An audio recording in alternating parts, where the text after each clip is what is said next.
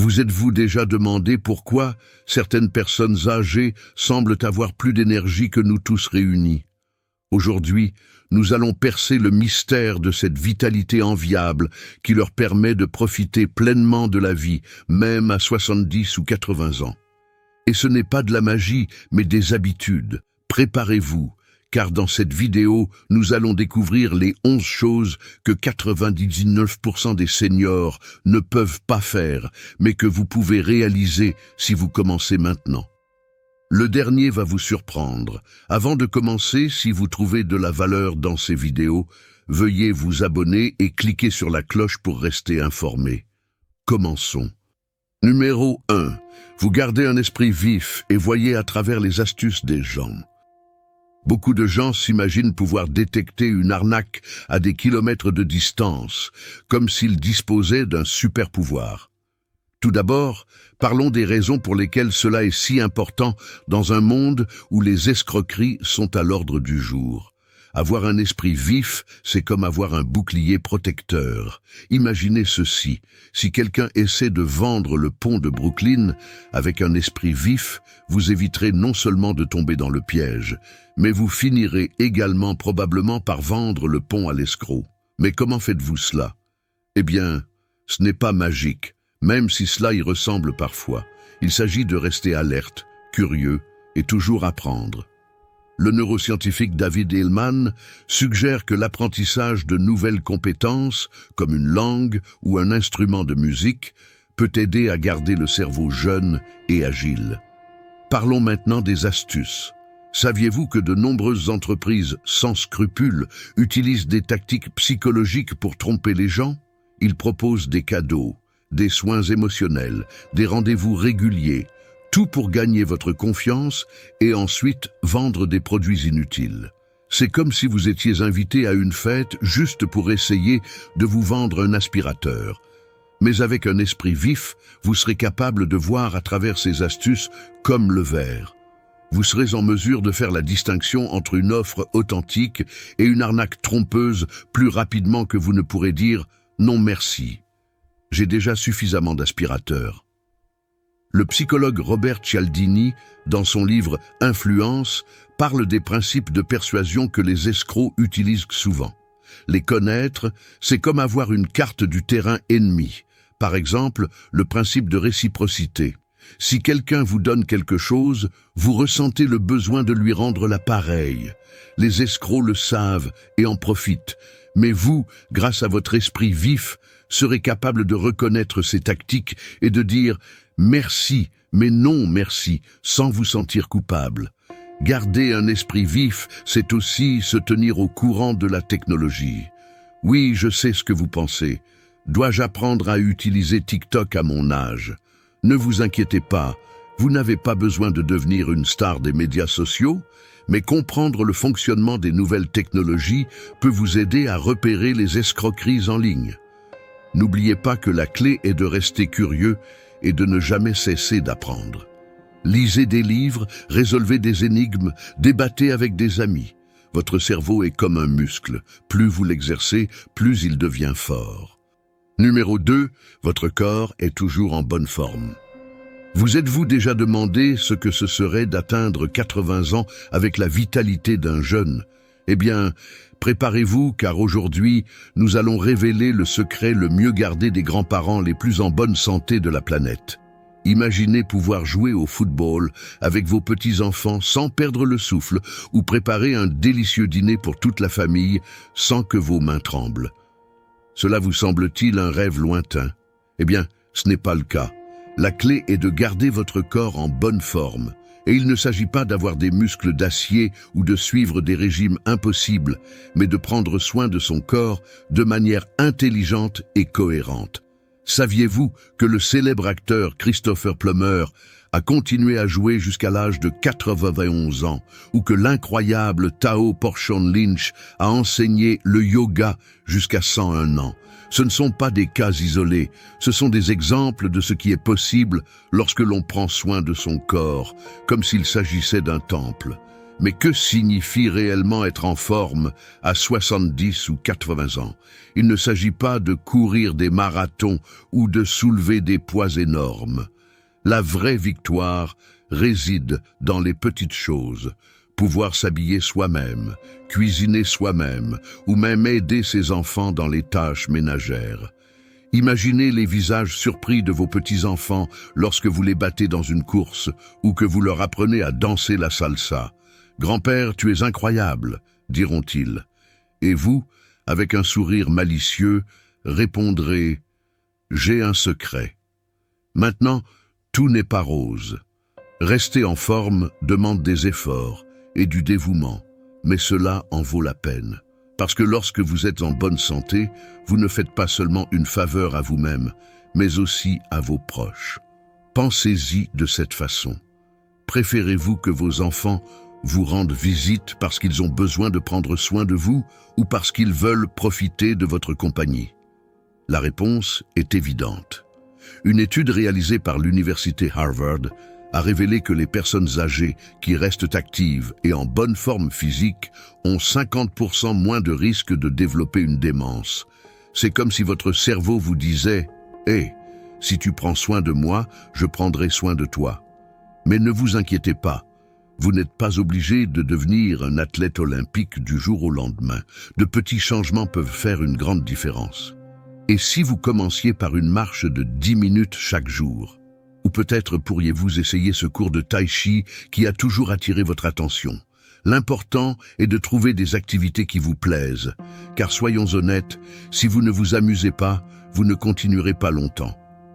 Et en parlant de plaisir, saviez-vous que danser régulièrement peut réduire de 31% les risques de chute? Alors, la prochaine fois que votre chanson préférée sera jouée, ne restez pas immobile, dansez et bougez votre squelette. N'oubliez pas, mon ami, que votre corps est comme une voiture classique. Avec les bons soins, il peut continuer à fonctionner à merveille pendant des années. La bonne nouvelle est qu'il n'est jamais trop tard pour commencer. Que vous ayez la trentaine, la cinquantaine ou la soixantaine, vous pouvez toujours faire un pas vers une vie plus saine et plus active. Alors, que pensez-vous de rejoindre la révolution des grands-parents en forme? Votre futur vous remerciera et qui sait, peut-être finirez-vous par donner des cours de Zumba à la maison de retraite. Numéro 3. Vous avez des passe-temps et la vie n'est jamais ennuyeuse. Imaginez ceci, vous avez 80 ans et vos petits-enfants vous demandent ce que vous avez fait aujourd'hui. Au lieu de dire que vous avez regardé des feuilletons, vous leur parlez de votre dernier cours de peinture ou de votre partie d'échecs. Cela semble impossible. Le secret est dans les passe-temps, mes amis, et nous ne parlons pas de n'importe quel passe-temps, mais d'activités qui vous font vous sentir vivant, qui mettent votre esprit au défi et nourrissent votre esprit. Selon une étude de l'université Harvard, les personnes âgées qui maintiennent des passe-temps actifs sont 30% moins susceptibles de développer des oublis séniles. Mais de quel genre de loisirs parlons-nous? Eh bien, ne vous inquiétez pas. Nous n'allons pas vous suggérer de devenir le prochain champion de parcours à 70 ans. Nous parlons d'activités comme les échecs, qui gardent votre esprit aussi vif qu'un couteau de chef, ou la peinture, qui non seulement stimule votre créativité, mais peut aussi être un excellent moyen d'exprimer vos sentiments. Qui a besoin d'une thérapie quand on a une toile et des pinceaux? Et n'oublions pas le chant. Saviez-vous que chanter n'est pas seulement bon pour vos poumons, il libère également des endorphines? C'est comme un antidépresseur naturel, mais sans effet secondaire. À moins de compter à quoi ressemblent vos voisins quand vous chantez sous la douche. Maintenant, je sais ce que vous pensez, mais je suis déjà à la retraite. Ne devrais-je pas simplement me détendre? Et c'est ce que je dis. Détendez-vous activement. La retraite n'est pas la fin du chemin. C'est le début d'une nouvelle aventure. Le célèbre psychologue Erik Erikson a parlé de générativité et de stagnation à la fin de l'âge adulte. En d'autres termes, soit vous continuez à grandir et à contribuer, soit vous stagnez. Et personne ne veut être une flaque d'eau stagnante. Maintenir un esprit ludique est crucial. de nombreuses personnes ressentent une perte après la retraite, perdant souvent tout intérêt pour les activités ou se concentrant uniquement sur les soins à apporter à leurs petits-enfants. Mais qui a dit qu'on ne pouvait pas être un grand-père cool qui joue de la guitare? Il existe une idée fausse, selon laquelle, en vieillissant, nous devrions devenir plus sérieux.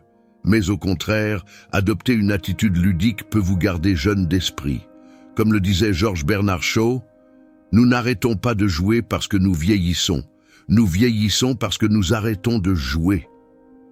Alors, que vous décidiez de devenir le prochain Picasso octogénaire, le champion d'échecs de votre communauté ou simplement le grand-père le plus drôle du quartier, n'oubliez pas, il n'est jamais trop tard pour apprendre quelque chose de nouveau et garder une vie passionnante. Et qui sait, peut-être découvrirez-vous qu'à 80 ans, vous êtes meilleur dans votre nouveau passe-temps que vous ne l'avez jamais été dans votre travail. Ne serait-ce pas une délicieuse ironie? Alors n'hésitez plus, trouvez votre passion et gardez-la vivante. Après tout, la vie est trop courte pour être ennuyeuse, même à 80 ans. Numéro 4, connexion sociale. Imaginez que votre vie est comme un réseau Wi-Fi. Plus il y a de connexions, plus le signal est fort. Et croyez-moi, à 70 ou 80 ans, vous souhaiterez bénéficier de la meilleure couverture possible. Les seniors qui entretiennent des liens sociaux forts sont comme des licornes dans un monde de chevaux ordinaires. Ils sont rares, spéciaux et surtout, ils vivent plus longtemps. Des études ont démontré qu'avoir de bonnes relations sociales peut être aussi bénéfique pour la santé que cesser de fumer. Qui aurait cru que parler à son voisin pouvait être aussi sain que cesser de fumer? Mais il ne s'agit pas seulement de vivre plus longtemps, il s'agit de vivre mieux. Les liens sociaux sont comme des vitamines pour votre cerveau.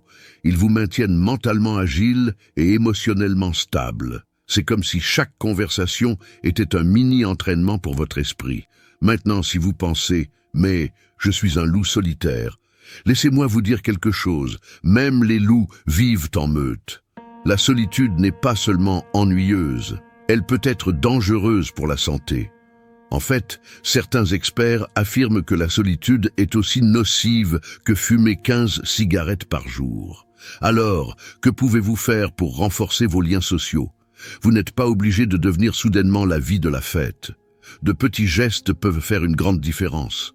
Appelez un ami que vous n'avez pas vu depuis longtemps, rejoindre un club de lecture ou simplement dire bonjour à votre voisin lorsque vous le voyez tous les jours. Chaque interaction compte. Et si vous craignez de ne rien avoir d'intéressant à dire, n'oubliez pas que nous avons tous une histoire à raconter. Partager vos expériences, vos souvenirs et même vos erreurs pourrait vous surprendre de voir à quel point quelqu'un peut apprendre de vous. Les liens sociaux sont aussi comme une assurance émotionnelle dans les moments difficiles. Avoir des amis et de la famille autour de vous peut faire la différence entre sombrer et rester à flot. Votre filet de sécurité lorsque la vie décide de vous mettre à l'épreuve.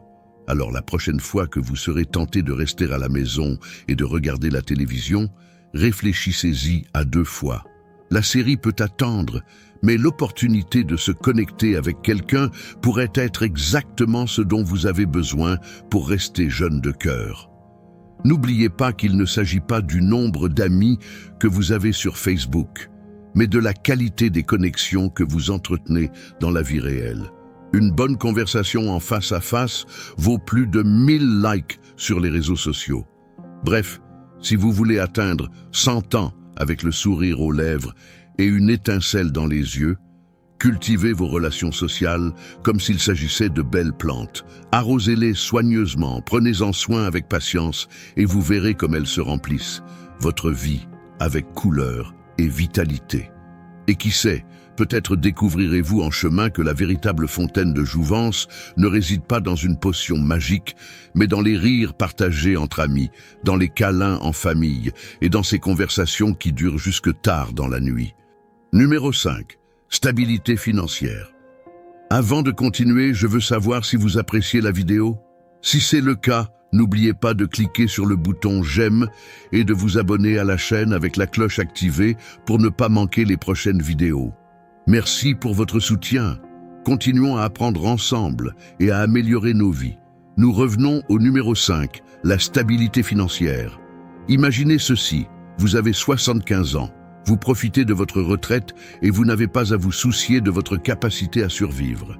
Cela ressemble à un rêve et pour la plupart, malheureusement, c'est exactement cela. Un rêve. Mais ne vous découragez pas, car aujourd'hui nous allons apprendre comment faire partie de cette minorité privilégiée. Saviez-vous que, selon une étude récente, seuls 13% des Américains de plus de 60 ans se sentent en sécurité financière? Cela signifie que 87% des autres personnes vivent dans une incertitude économique. C'est comme si presque tout le monde jouait à la roulette russe avec ses finances. Mais que signifie réellement être financièrement stable à 70 ou 80 ans? Eh bien, il ne s'agit pas seulement d'avoir un compte bancaire complet, il s'agit de pouvoir vivre confortablement sans avoir à compter sur vos enfants ou sur le gouvernement pour couvrir vos dépenses de base.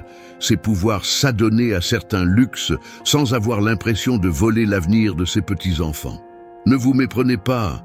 Je ne dis pas que vous devriez nager dans une piscine de pièces d'or comme Scrooge McDuck, mais vous devriez avoir de quoi vivre dignement et peut-être inviter vos petits-enfants à manger une glace de temps en temps sans avoir à vérifier votre portefeuille à la loupe.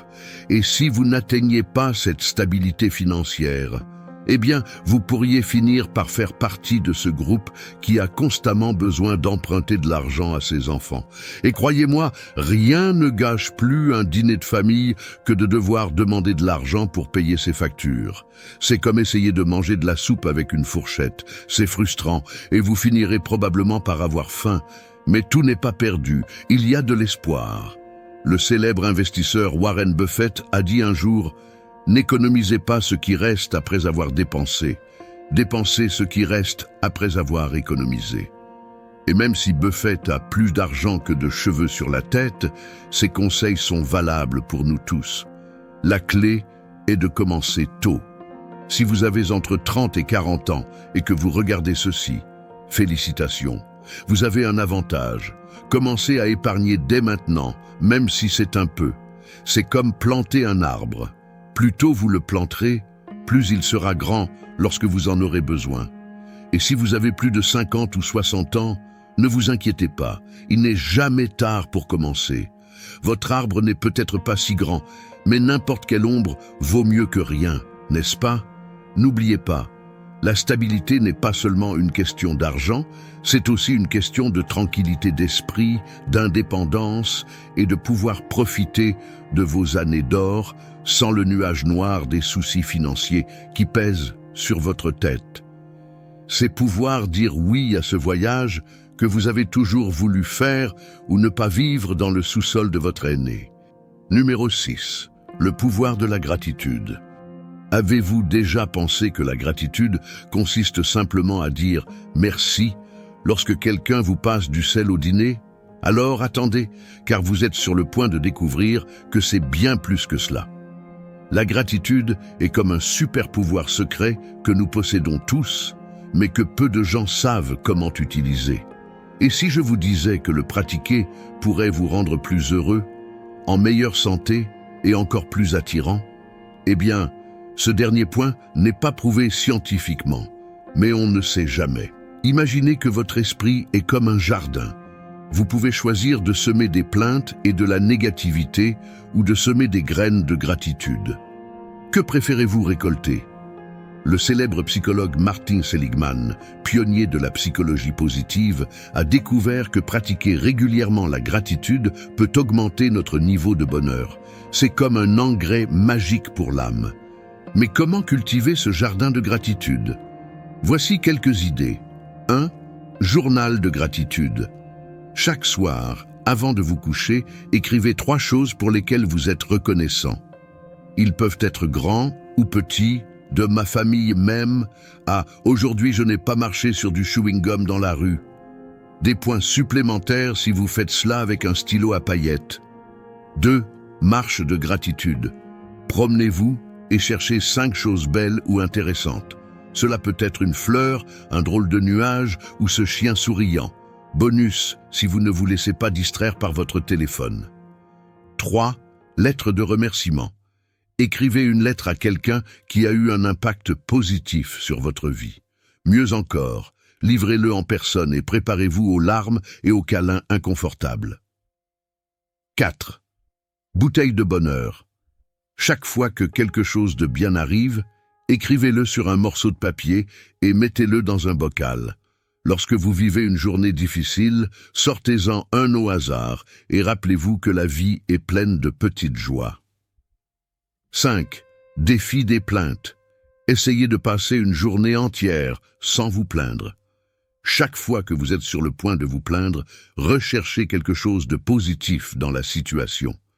C'est comme un jeu, mais le prix est votre bonheur. Maintenant, je sais ce que vous pensez. Mais c'est si facile de se plaindre de tout ce qui ne va pas. Et tu as raison. C'est comme si notre cerveau était doté d'une drama queen interne. Les psychologues appellent cela un biais de négativité. Mais voici le problème. Plus vous pratiquez la gratitude, plus cela devient facile. C'est comme aller à la salle de sport, mais pour votre attitude. Cela peut être difficile au début, mais avec le temps, vous commencerez à voir des résultats. Le philosophe stoïcien Marc Aurèle a dit un jour « Quand vous vous levez le matin, pensez au précieux privilège d'être en vie, de respirer, de penser, de jouir, d'aimer. » Imaginez commencer chaque journée avec cette pensée. C'est comme du café pour l'âme. Et si vous vous sentez stupide d'être reconnaissant pour de petites choses, souvenez-vous des paroles de l'écrivain G.K. Chesterton. « Je remercie Dieu pour l'herbe, non pas parce qu'elle est meilleure que les diamants, mais parce qu'elle est différente des diamants. » Alors oui, c'est normal d'être reconnaissant pour ce sandwich au thon que vous avez mangé pour le déjeuner. La gratitude ne consiste pas à ignorer les problèmes ou à prétendre que tout est parfait. C'est trouver la lumière, même par temps nuageux. C'est comme être un détective du bonheur, à la recherche d'indices sur la joie dans votre vie quotidienne. Alors, êtes-vous prêt à débloquer ce super pouvoir, prêt à être cet ami ennuyeux et positif que tout le monde admire secrètement? Allez, votre jardin attend d'être cultivé. Et qui sait, peut-être découvrirez-vous que la vie est bien plus douce lorsque vous la regardez à travers le prisme de la gratitude. Vous pourriez même commencer à remercier le trafic, car cela vous donne plus de temps pour écouter votre podcast préféré. Numéro 7. Vous n'arrêtez jamais d'apprendre et de grandir. Avez-vous déjà entendu l'expression « vous ne pouvez pas apprendre de nouveaux tours à un vieux chien » ? Eh bien, il s'avère que cette expression est aussi obsolète qu'un téléphone à cadran. Aujourd'hui, nous allons parler de quelque chose que 99% des personnes entre 70 et 80 ans ne font pas, mais que vous pouvez maîtriser. L'apprentissage continu. Imaginez que votre cerveau soit comme un muscle. Si vous ne l'exercez pas, il devient flasque et faible, mais si vous le gardez en forme, il peut même gagner une course mentale contre des personnes beaucoup plus jeunes. Je n'exagère pas. Des études récentes ont montré qu'apprendre de nouvelles choses peut ralentir le déclin cognitif et même prévenir des maladies comme la maladie d'Alzheimer. Mais que signifie réellement la formation continue? Non, vous n'êtes pas obligé de vous inscrire à l'université à 80 ans. Mais si vous le souhaitez, allez-y. Il s'agit plutôt de maintenir vivante cette étincelle de curiosité. Pensez à tout ce qui a changé au cours des dernières décennies. Quand vous étiez jeune, vous ne rêviez probablement même pas d'avoir un ordinateur dans votre poche, n'est-ce pas? Désormais, ces petits appareils sont pratiquement une extension de notre corps. Et voici le truc. Au lieu de résister au changement, acceptez-le. Savez-vous qui fait ça? Warren Buffett lui-même. À son âge, il continue d'apprendre chaque jour, en lisant au moins 500 pages par jour. Il dit que la connaissance s'accumule comme l'intérêt. Alors si vous voulez être riche en sagesse, vous savez quoi faire. Mais tout n'a pas besoin d'être si sérieux. Pourquoi ne pas apprendre à utiliser les applications dont vos petits-enfants ne cessent de parler? Vous pouvez les surprendre en leur envoyant un mème ou un gif dans votre prochain message. Imaginez leur visage. Ou mieux encore, Pourquoi ne pas apprendre quelque chose de complètement nouveau? Vous avez toujours voulu jouer de la guitare, mais vous n'avez jamais eu le temps? Eh bien, devinez quoi? Maintenant, vous avez tout le temps du monde. Et non, il n'est pas trop tard. La célèbre peintre grand-mère Moses n'a commencé à peindre qu'à l'âge de 78 ans et ses œuvres se vendent désormais à des millions d'exemplaires. L'apprentissage continu permet non seulement de garder l'esprit vif, mais vous donne également une nouvelle perspective sur la vie, vous aidant ainsi à mieux comprendre ce monde en évolution. C'est comme mettre de nouvelles lunettes. Soudain, tout semble plus clair et plus net. Alors, la prochaine fois que quelqu'un vous dira que vous êtes trop vieux pour apprendre quelque chose de nouveau, rappelez-lui que le cerveau n'a pas de date d'expiration. Comme le disait George Eliot, il n'est jamais trop tard pour être ce que vous auriez pu être. Et j'ajouterais, il n'est jamais trop tard pour apprendre ce que l'on a toujours voulu savoir. En bref, l'apprentissage continu n'est pas seulement une compétence, c'est un super pouvoir. Cela vous garde jeune, vous connecte au monde et, mieux encore, cela vous rappelle que la vie est pleine de possibilités passionnantes, quel que soit votre âge. Alors qu'allez-vous apprendre aujourd'hui? Numéro 8. Vous gardez l'esprit ouvert. Imaginez-vous atteindre la vieillesse et continuer à voir le monde avec des yeux émerveillés. Vous ne jugez pas, vous appréciez simplement chaque instant comme si c'était le meilleur des cadeaux. Cela ressemble à un rêve, non? Eh bien, il s'avère que garder l'esprit ouvert, c'est comme avoir un super pouvoir dans la vieillesse. La célèbre psychologue Carol Dweck a étudié ce sujet et a découvert que les personnes ayant un état d'esprit de croissance, c'est-à-dire celles qui croient pouvoir continuer à apprendre et à s'améliorer quel que soit leur âge, ont tendance à être plus heureuses et en meilleure santé à un âge avancé. C'est comme s'ils avaient la fontaine de jouvence dans leur cerveau. Mais comment y parvenir? Ce n'est pas aussi compliqué qu'il y paraît. Imaginez que votre esprit ressemble à une maison avec de nombreuses portes et fenêtres. De nombreuses personnes âgées ont tendance à fermer toutes les portes et fenêtres, s'enfermant dans leurs vieilles idées. Au lieu de cela, vous pourriez décider de tout garder ouvert, en laissant entrer de l'air frais et de nouvelles perspectives. Le philosophe romain Sénèque a dit un jour « Tant que je vivrai, j'apprendrai ». Et il avait raison. Garder l'esprit ouvert, c'est comme participer à une soirée d'apprentissage constante. Imaginez que vous atteignez 80 ans et que vous découvrez encore de nouvelles choses chaque jour. C'est vivre. Ne pensez pas que cela signifie que vous devez être d'accord avec tout et avec tout le monde. Avoir l'esprit ouvert, c'est plutôt être un détective curieux. On écoute, on observe, on analyse, puis on se fait sa propre opinion. C'est comme avoir un supermarché d'idées à votre disposition et vous décidez ce que vous voulez mettre dans votre panier. Et voici le meilleur. Garder l'esprit ouvert profite non seulement à vous, mais aussi à tous ceux qui vous entourent. Imaginez-vous être ce grand-père ou cette grand-mère cool, qui a toujours quelque chose d'intéressant à dire, qui ne juge pas ses petits-enfants pour leurs nouvelles idées folles, mais qui les écoute avec un réel intérêt. Vous seriez la star de chaque réunion de famille. Alors si vous voulez faire partie de ce 1% de seniors qui gardent l'esprit ouvert, commencez dès maintenant.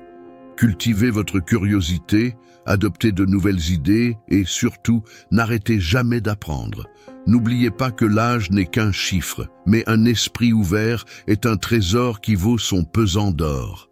Et comme le disait le grand Albert Einstein, une fois que vous arrêtez d'apprendre, vous commencez à mourir. Alors gardez votre esprit vivant, curieux et ouvert. Qui sait, peut-être qu'à 80 ans, vous apprendrez à faire du skateboard ou à coder la prochaine grande application. Le ciel est la limite lorsque votre esprit est ouvert. Numéro 9. Relation harmonieuse avec vos enfants. Avez-vous déjà essayé de raisonner un adolescent en colère? Si c'est le cas, vous savez qu'il est parfois plus facile d'apprendre à un chat à danser le flamenco. Mais, et si je vous disais qu'il existe un moyen de communiquer paisiblement avec vos enfants, même lorsque vous avez 70 ou 80 ans? Oui, vous avez bien entendu. Aujourd'hui, nous allons explorer l'art de communiquer harmonieusement, une compétence que seulement 1% des seniors maîtrisent. Imaginez pouvoir avoir une conversation avec votre enfant adulte sans que cela ne se transforme en concours de cris ou en claquement de porte. Cela peut ressembler à de la science-fiction, mais je vous promets que c'est possible et que vous n'avez pas besoin d'être un Jedi pour y parvenir. L'astuce réside dans l'écoute active. Je ne parle pas simplement de hocher la tête pendant que vous planifiez votre prochaine réponse, mais de vraiment écouter, comme si les paroles de votre enfant étaient les paroles de votre chanson préférée. Et si vos enfants vous ignorent ou sont en colère contre vous, voici la sagesse du vieil homme sage. La légende raconte qu'un vieux professeur avait un fils qui refusait de lui parler. Au lieu de forcer la communication, le sage planta un arbre devant sa maison et en prit soin en silence. Au fil du temps, sa curiosité a vaincu la colère de son fils et un jour, il a posé des questions sur l'arbre. Ainsi, commença une nouvelle étape de dialogue entre père et fils. La morale est claire. Parfois, la meilleure communication se fait sans mots. Donner de l'espace, faire preuve de patience et d'amour inconditionnel peut ouvrir des portes qui semblaient fermées à jamais. Un autre conseil précieux est de pratiquer l'empathie. Mettez-vous à la place de vos enfants. Oui, je sais que leurs chaussures de mode vous semblent inconfortables, mais faites l'effort de comprendre leur point de vue, leurs luttes et leurs défis. Ils naviguent dans un monde très différent de celui que vous connaissiez à leur âge. Et en parlant de mondes différents, saviez-vous que, selon une étude de l'Université du Michigan, les familles qui dînent ensemble au moins 3 fois par semaine ont une communication nettement meilleure. Alors, la prochaine fois que vous souhaiterez avoir une conversation approfondie avec votre enfant, invitez-le à dîner. Le chemin qui mène au cœur passe souvent par l'estomac. Mais ne confondez pas une communication paisible avec le fait d'être un paillasson. Vous pouvez maintenir vos limites et exprimer vos opinions avec respect. L'astuce est de le faire sans juger ni attaquer. Utilisez des expressions comme « j'ai l'impression que » au lieu de « est-ce que tu as toujours ?» Par exemple, au lieu de dire « tu m'ignores toujours », essayez « je me sens triste quand nous ne parlons pas ». N'oubliez pas qu'une communication pacifique ne consiste pas à gagner des arguments, mais à construire des ponts. Et parfois, la construction de ces ponts peut prendre des années. Mais croyez-moi, lorsque vous atteindrez 80 ans et que vous pourrez avoir une bonne conversation avec votre fils de 50 ans, vous saurez que chaque brique en valait la peine. Alors, si vous souhaitez faire partie de ce 1% exclusif de seniors qui communiquent sereinement avec leurs enfants, commencez à pratiquer dès maintenant. Écoutez davantage, jugez moins, et n'essayez pas d'utiliser le langage des jeunes. Personne ne veut entendre son grand-père dire « Ok, boomer ». Numéro 10. Vous pratiquez la générosité. Lorsque vous êtes un super-héros, votre super-pouvoir n'est pas le vol ou la force surhumaine, mais quelque chose de bien plus puissant, la capacité d'améliorer la vie des autres. Il s'avère que nous possédons tous ce super-pouvoir. Il nous suffit de l'activer. La générosité peut être bien plus que donner de l'argent. Il s'agit de donner de son temps, de son attention, d'aider les autres. C'est comme planter un arbre dont vous n'apprécierez peut-être jamais l'ombre, mais qui profite aux autres à long terme. La psychologue Elizabeth Dunn a découvert que dépenser de l'argent pour les autres peut nous rendre plus heureux que de le dépenser pour nous-mêmes. Notre cerveau semble avoir un bouton de bonheur qui s'active chaque fois que nous sommes généreux. Alors, la prochaine fois que vous êtes sur le point d'acheter quelque chose dont vous n'avez pas vraiment besoin, demandez-vous: cet argent pourrait-il rendre quelqu'un d'autre heureux? Cela peut être bon pour votre cœur et votre portefeuille. Mais la générosité n'est pas seulement une question d'argent. Le bénévolat, par exemple, améliore non seulement votre humeur, mais peut également augmenter votre espérance de vie. C'est comme si chaque heure que vous consacrez à aider les autres, vous ajoutiez, comme par magie du temps, à votre propre horloge vitale. Qui a besoin de la fontaine de jouvence quand on a la fontaine de générosité? Le psychologue Martin Seligman a montré que les personnes qui accomplissent régulièrement des actes de gentillesse connaissent une augmentation significative de leur bien-être général. La générosité est comme un muscle, plus on l'exerce, plus il devient fort. Et nous ne pouvons pas oublier le Bouddha, qui en savait beaucoup sur le pouvoir de la générosité. Il a dit que nous devrions partager quelque chose à chaque repas. Et c'est peut-être pour cela que les moines bouddhistes semblent si heureux. Ou peut-être simplement parce qu'ils n'ont pas à se soucier des factures mensuelles. Comment pouvez-vous commencer à pratiquer la générosité aujourd'hui ? Il n'est pas nécessaire d'être Bill Gates pour faire une différence. Vous pouvez commencer par des gestes simples comme sourire à un inconnu. Même avec un masque, votre sourire se voit dans vos yeux. Aider un voisin à faire ses courses ou simplement écouter un ami sans l'interrompre ni regarder votre téléphone toutes les 2 secondes. La générosité est contagieuse. Chaque acte de gentillesse crée une ondulation qui s'étend bien au-delà de ce que vous pouvez voir.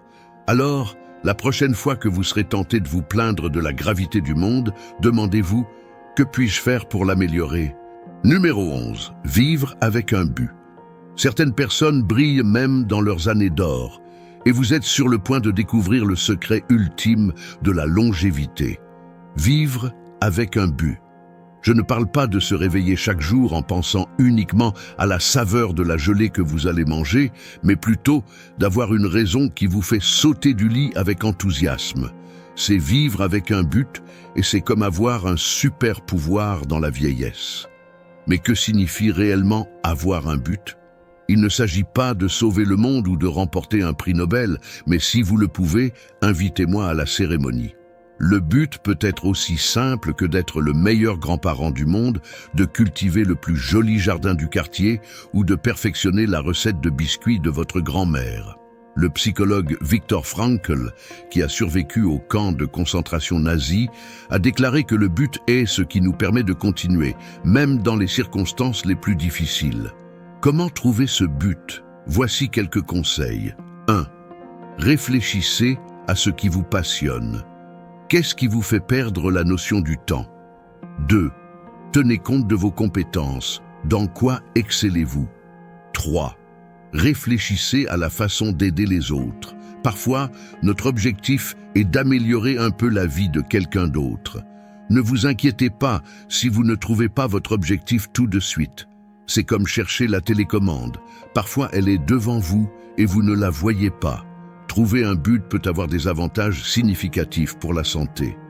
Des études ont montré que les personnes ayant un sens aigu du but ont une meilleure santé cardiovasculaire, un risque plus faible de démence et un meilleur sommeil. C'est comme une pilule magique, mais sans effet secondaire. N'oubliez pas, il n'est jamais trop tard pour trouver votre objectif. Même à 80 ans, vous pouvez décider que votre mission est d'essayer toutes les saveurs de glace. Après tout, il faut que quelqu'un le fasse. En bref, vivre avec un but vous donne non seulement une raison de vous lever chaque matin, mais cela peut également prolonger votre vie, améliorer votre santé et vous rendre plus heureux. Alors, qu'est-ce que tu attends ? Allez trouver votre but. Maintenant que vous connaissez ces pratiques précieuses pour une vie longue et pleine de sens, laquelle avez-vous le plus hâte d'explorer ou d'appliquer ? Si vous êtes arrivé jusqu'ici, écrivez « Full Life » dans les commentaires pour montrer que vous avez terminé la vidéo. N'oubliez pas d'aimer, de vous abonner et d'activer les notifications pour plus de contenu comme celui-ci à l'avenir. Partagez la vidéo avec ceux qui pourraient la trouver utile. Je recommande également de regarder cette vidéo suggérée pour continuer à en apprendre davantage sur le stoïcisme. Un gros câlin et à la prochaine.